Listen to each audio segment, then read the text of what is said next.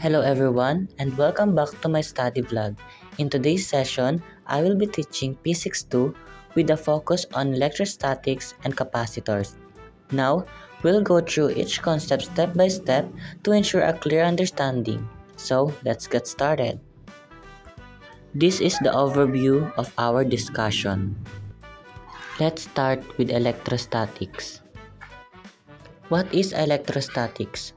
Electrostatics refers to the study of electric charge at rest and the forces between them. It deals with concepts like Coulomb's law, electric fields, electric potential, and capacitance. To understand electrostatics, the structure of atom must first be understood. An atom is made up of subatomic particles, protons, neutrons, and electrons. Protons and neutrons constitute the nucleus of an atom, while electrons orbit an atom's nucleus. The mass of a proton is almost equal to the mass of a neutron.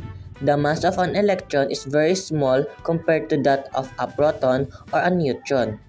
Thus, the mass of an atom is concentrated at the nucleus. In an electrically neutral atom, the number of protons is equal to the number of electrons. In terms of charge, the proton is positively charged, the electron is negatively charged, and the neutron carries no charge. The charge of a proton is equal, but opposite to the charge of an electron. Process of charging. The number of protons and electrons in an atom is equal. Hence, an atom is neutral. However, an atom may gain or lose electrons. If the atom gains electrons, it becomes negatively charged. If it loses electrons, it becomes positively charged. There are three processes by which a neutral body may be charged. These are charging by friction, conduction, and induction. This is the triboelectric series. It is a list that ranks materials based on their ability to gain or lose electrons when rubbed against another material. This determines whether a material will become positively or negatively charged due to a friction. Next topic is Coulomb's law. Coulomb's law describes the electrical force between charged particles proportional to charge and inversely to distance squared. This law, similar to Newton's gravity's law, forms the basis of electromagnetism. This is the formula that we will use in solving Coulomb's law. F sub E is equal to K, absolute value of Q1, Q2 over R squared, where F sub E is the magnitude of the electric force in newtons, Q1 and Q2 charges in coulombs, and these are the magnitudes of the two charges. R is the distance between the center of two charges in meters, and K is the proportionally constant called Coulomb's constant with an approximate value of 9 times 10 raised to 9 n times m squared over c squared.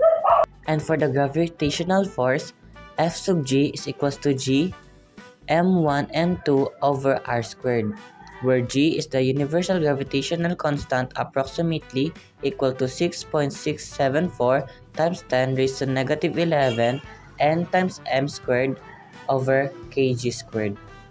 Now let's move on to the example number 1 of Coulomb's law. 2-point charge Q1 equals to 5 microcoulombs and Q2 is equals to negative 3 microcoulombs are placed 0.2 meters apart in a vacuum. Find the magnitude of the electrostatic force between them using Coulomb's law. Now to solve this, let's use the guess method, where G is given, U is unknown, E is equation, and S for solution. For our given, we have K, Coulomb's constant, which is 9.00 times 10 raised to 9 n dot m squared over c squared. Our Q1 or charge 1 is equals to 5 times 10 raised to negative 6 coulombs. Our charge 2 is equals to negative 3 times 10 raised to negative 6 coulombs. And our R or distance is 0.2 meters. Now the unknown. Letter A, what is the magnitude of the electric force between them? It is attractive or repulsive. And this is the formula or equation that we will use for magnitude. F sub E is equals to K absolute value of Q1, Q2 over R squared. We will only use the magnitude equation because hindi naman hinahanap yung gravitational force. Gagamitin na natin yung gravitational force na formula or equation if hinahanap siya. Now, let's solve for solution. First, i-substitute muna natin yung equation natin sa given natin. So, for K, we have 9.00 times 10, 9 raised to 9, and that m squared c squared. For our charge 1 and charge 2, 5 times 10 raised to negative 6c, and negative 3, for charge 2, negative 3 times 10 raised to negative 6. And for our distance is 0.2 meters squared. Kasi nasa equation. So, pagkatapos natin i-substitute yung given sa equation, para mas madali tayo at para sa mga may manual calculator, ang una muna nating isolve ay ang mga charge at ang distance. At pag nasolve mo nga yan, makakuha ka ng answer na 3.75 times 10 raised to negative 10. And pag nakuha mo na yon, tsaka natin siya i-times dito sa Coulomb's constant, which is 9.00 times 10 raised to 9, and that m squared over c squared. And then, after nyo makompute, makakuha tayo ng answer na 3.375n or 3.38n. And that's it. Now, it is repulsive or attractive? Well, since both charges are positive, the force is repulsive. For example number 2, two charges, charge 1, 4 microcoulombs, and charge 2, 6 microcoulombs, are 0.3 meters apart in a vacuum. Find the electrostatic force between them. It is repulsive or attractive. Now, let's write the given, where K is 9.0 times 10 raised to 9, n times m squared c squared, Coulomb's constant. The charge 1, 4 times 10 raised to negative 6 coulombs, and charge 2 is equals to 6 times 10 raised to negative 6 coulombs, and the distance 0.3 meters. Next, let's find the unknown. Letter A, what is the magnitude of the electric force between them? Is it attractive or repulsive?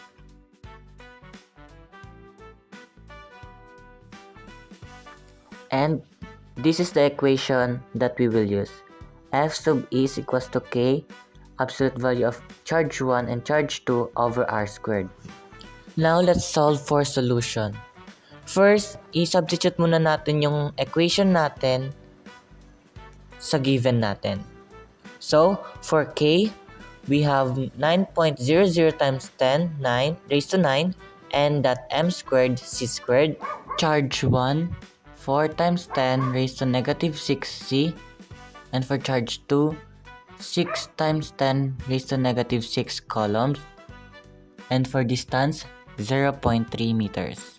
So again, para mas mapadali tayo, ang una muna nating isolve ay ang mga charge at saka yung distance. After that, yung answer natin dito, i-times na natin siya sa Coulomb's constant, which is 9.00 times 10 raised to 9, and that m squared c squared. And this is our final answer. Now, try to solve this.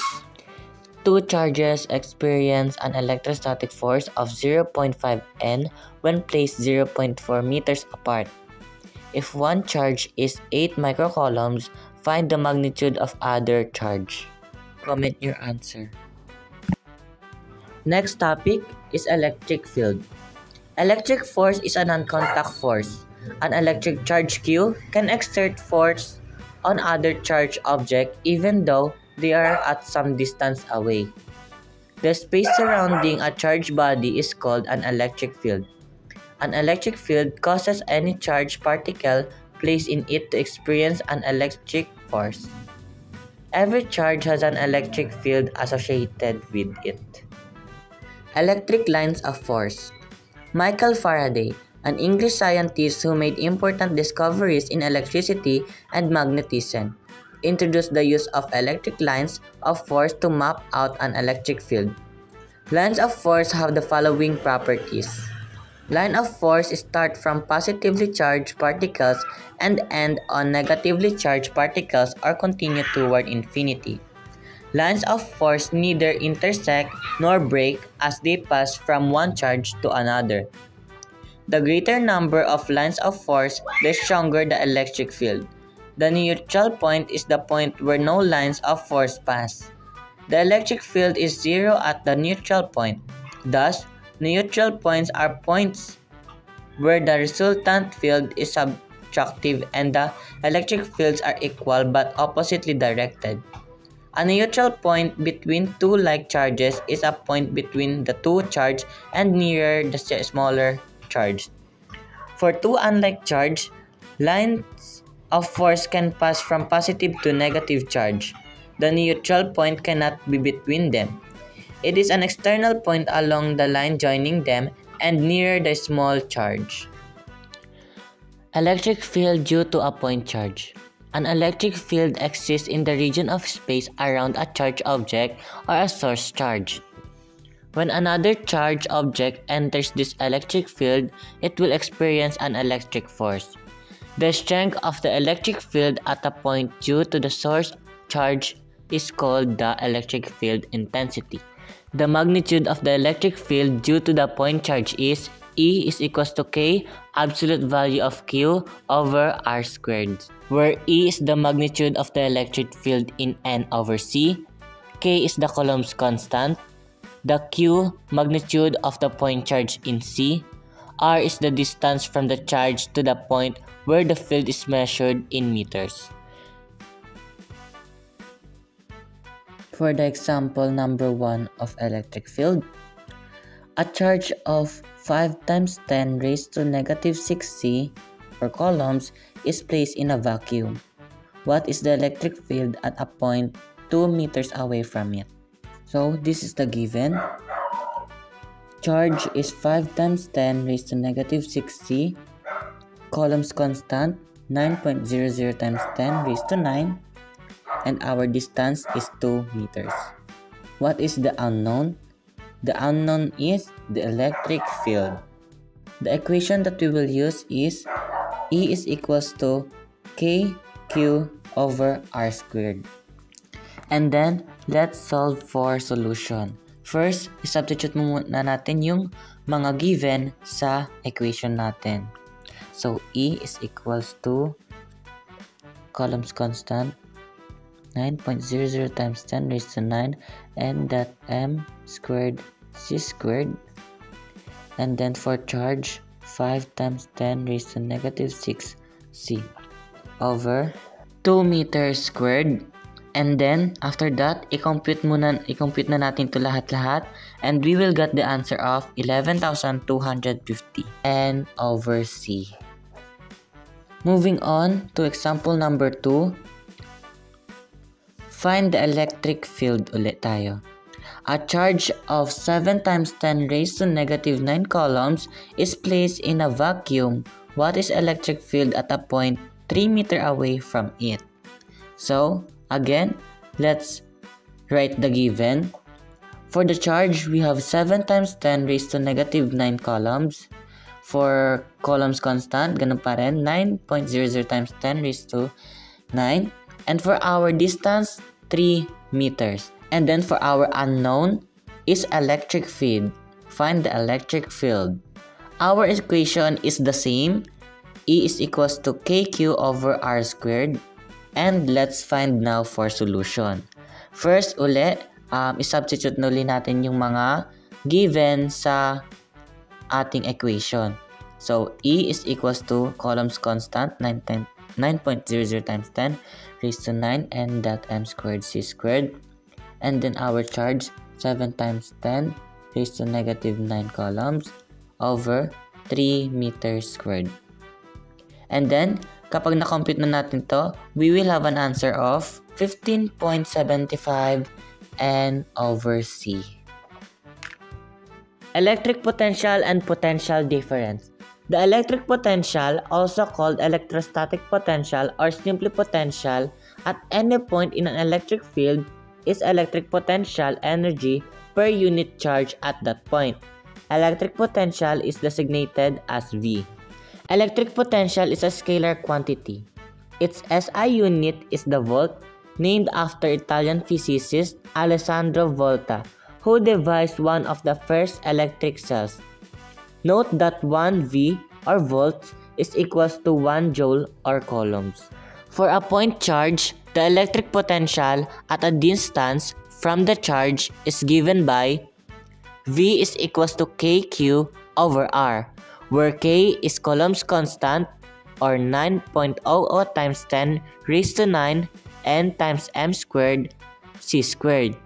Q is the charge creating the electric field. R is the distance from the charge. So, let's move on to the example. Imagine you have a tiny balloon with charge of 2 times 10 raised to negative 6c and you want to find the electric potential at a point 3 meters away from it. So, ito ang ating given. Let's write our given. K is the Coulomb's constant, which is 9.00 times 10 raised to 9 n dot m squared over c squared. The charge is 2 times 10 raised to negative 6c and our distance is 3 meters. Then, for our unknown is the electric potential. The equation that we will use is the same pa rin. V is equals to kq over r. So now, let's compute for the solution. So una, syempre, substitute na naman uli natin yung mga given sa ating equation. So 9.00 times 10 raised to 9. Then for charge, 2 times 10 raised to negative 6c over 3 meters. And then after that, i-compute na lang natin to lahat-lahat sa scientific calculator and we will have an answer of 6,000 or 6 times 10 raised to negative 3 nc. And that is our answer. For example number 2, a point charge of 5 times 10 raised to negative 6c is placed at the origin. What is the electric potential at a point 2 meters away from the charge? So our given is k is equals to 9 times 10 raised to negative So our given is k is equals to 9 times 10 raised to 9 n dot m squared over c squared, or the Coulomb's constant. The charge 5 times 10 raised to negative 6c and distance 2 meters. Now, for the equation, ang gagamitin natin is V is equals to kq over r. So, let's solve the solution.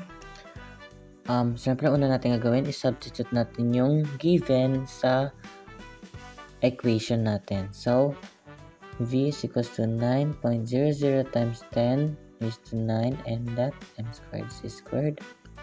Then you charge 5 times 10 raised to negative 6c over 2m equals, and then i-compute natin to lahat and makakuha tayo ng 22,500 or 2.25 times 10 raised to negative 4 nc.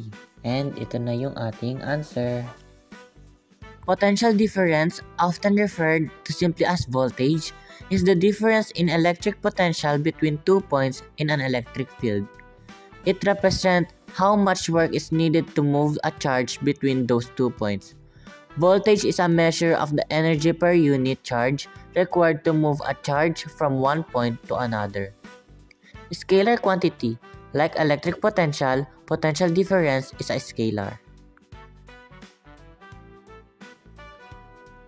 The potential difference between 2 points A and B in an electric field is difference V is equals to V sub B minus V sub A, where difference V is the potential difference or voltage, V sub B and V sub A are the electric potential at point B and A respectively.